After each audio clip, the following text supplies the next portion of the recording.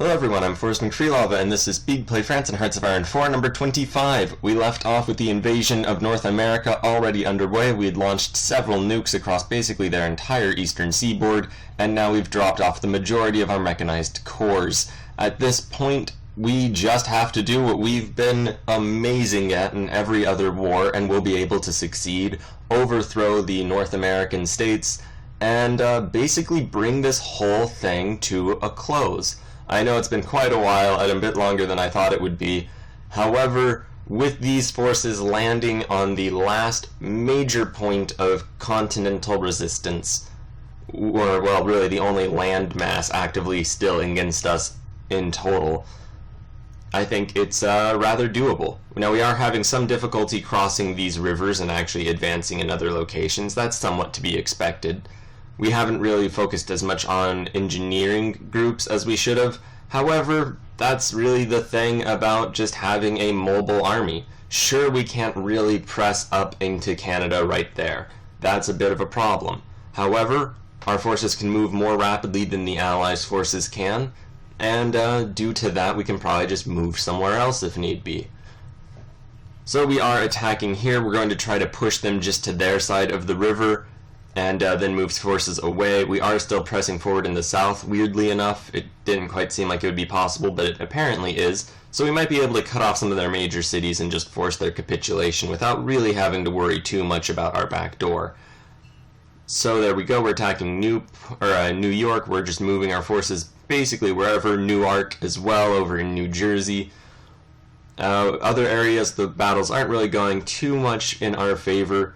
Although really we just need to be winning in one or two places and not actively losing to the extent that it really damages us, and we will inevitably win the war.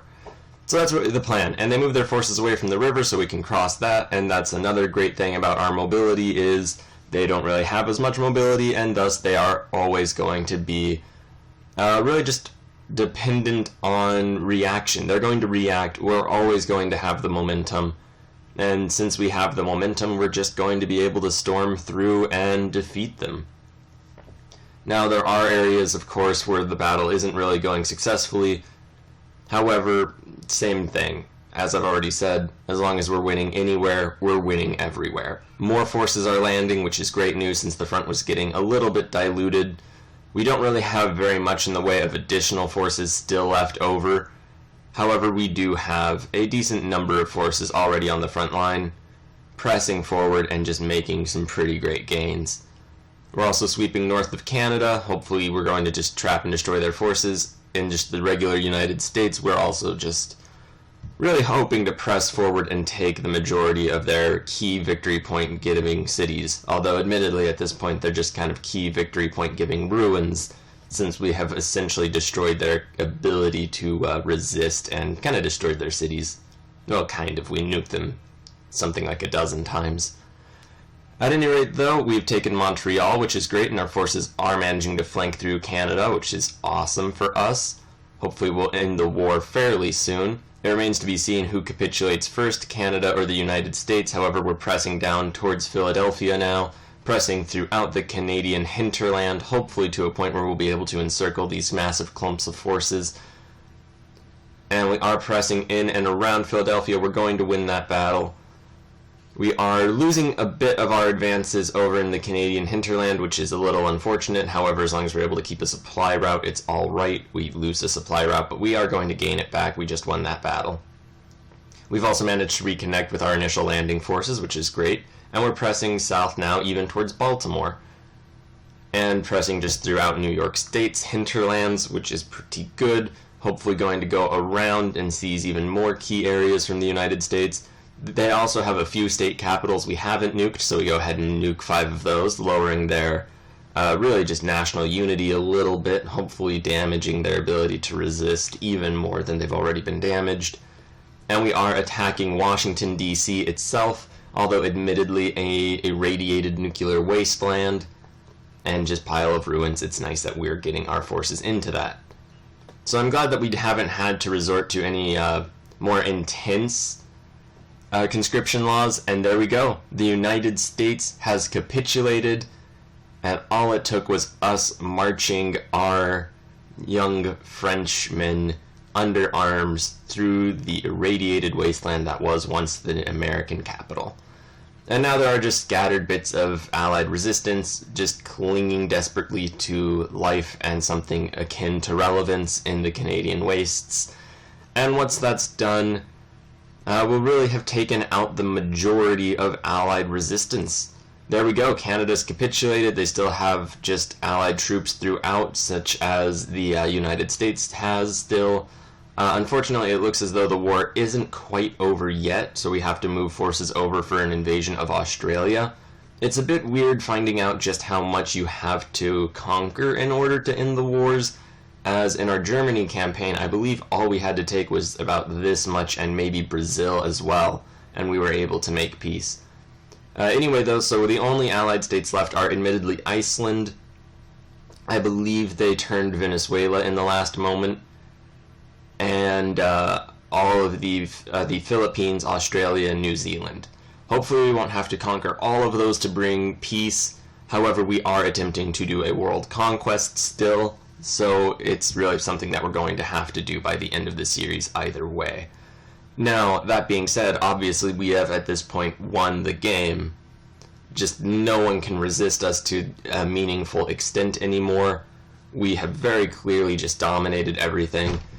And what that means is that while I am going to bring this one to a world conquest close, where we have basically just conquered every single other country in the world, we are also going to start a new series, this time in Stellaris, which I made maybe one episode for of a multiplayer and then just sort of gave up on.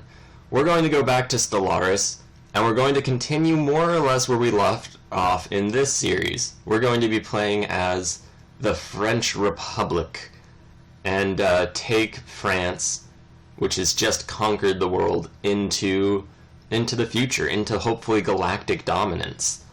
Meanwhile, Mexico, weirdly enough, decided this was a good time to join the Allies. I guess it makes sense, though, since we were piling troops on their borders, and they could probably just assume that things were going to go pear-shaped for them in a moment. So we do go ahead and just send our forces under the general control of the AI through Mexico. We do send a couple orders ourselves, and nuke a couple of their major cities. Nukes really are just the forefront of any of our invasions, kind of like the Vanguard, which is a bit bad for our troops' long-term health, but what can you really do? Admittedly, not nuke things and let it take longer, but that's hardly an option. We'll just have one generation of really irradiated French people who have hopefully already had kids. And, yeah, we're basically nearly done with the conquest of Mexico, taking over their key victory points. They fell very rapidly. And there we go, Mexican opposition has capitulated. Same thing as before, though. They have some Allied troops just kind of clinging to life in their countryside. We are shipping over more forces over to Singapore with a good portion of our navy. It looks as though the Allies are taking over, I'm not sure if that's Java, one of the islands over there, though. Hopefully once we just destroy all of their states, then they will just kind of give up the fight. But yeah, so the French Republic, that's going to be our Stellaris country. I'll try to make it vaguely accurate to the ideological principles of a world-conquering France, although obviously that's something that I'll have to take a fairly decent amount of artistic license for. We also start building even more nuclear facilities, just because, you know, if we have to conquer the whole world, it really does speed up the process to just nuke everyone's hinterlands until their national unity collapses and they just surrender. A little bit brutal, perhaps, but still one of the better ways that we can actually get this to a relatively speedy conclusion. We also start justifying against Central American states. We're going to have to press down to Venezuela, which is now an Allied puppet. And we also have some naval bases just generally throughout the Pacific, which is pretty awesome news because we can just transport troops to those, and then from there to the various remaining Allied states still intact and fighting the rather pointless fight at this point. So we do go ahead and gun into all of these remaining Central American states, splitting off forces wherever we can to just reinforce various portions of the line. And yeah, just do what we can. Nicaragua is next. We're going to try to just press in through them. and see just how well we're able to do. Obviously, I think that it's not really going to be much of a contest. In our last series, we had a bit of an issue pressing into South America through Colombia, since there's just one province we can go through, and I imagine we're going to have a similar issue to face this series. We also do go ahead and set up a naval invasion for Australia, and just keep pressing on through all these South American states. We unfortunately lost a mechanized unit in a rather dumb naval invasion, or not naval invasion, but just naval transport mission. We've taken the Panama Canal, so that's all nice. And we go ahead and split these forces so we can have one group go and attack Australia from a different location. Hopefully they'll do that fairly soon. And yeah, there we go. Hopefully they're actually moving. I'm not actually sure. We go ahead and get logistic companies up, which is pretty great. I didn't realize that we had left that up for so very long. Anyway though, so yeah. Hopefully these naval invasions will actually work, get Australia out of the war. At this point, I think that they are the main country leading enemy resistance, and that once we conquer them, they might be done and it'll be resolved. The Federal Republic of Venezuela is also probably going to have to fall, so we'll go through Colombia. We have these 6 units on their way to southern Australia. And there we go, Colombia we are at war with. We have 36 mechanized divisions. We have them on attack orders. We'll let the AI just try their best as we conquer the Australians. We go ahead and just divvy up our forces. It looks like we can just take that major city fairly quickly, which is pretty nice. The fact that we'll win that battle without fully encircling them is great news, but we're still going to go and fully encircle them. They don't even have troops in their capital, which is a terrible mistake on their part. However, they're lucky enough that they are so backwards they don't have an air force base for us to conquer to then just nuke them repeatedly until they inevitably surrender. So good on you, Australia. Your backwardness is your greatest benefit. All we really need is just any fighters whatsoever to take control over their skies, and we'd be able to just gun it through. We also get some fighters over in front of Colombia.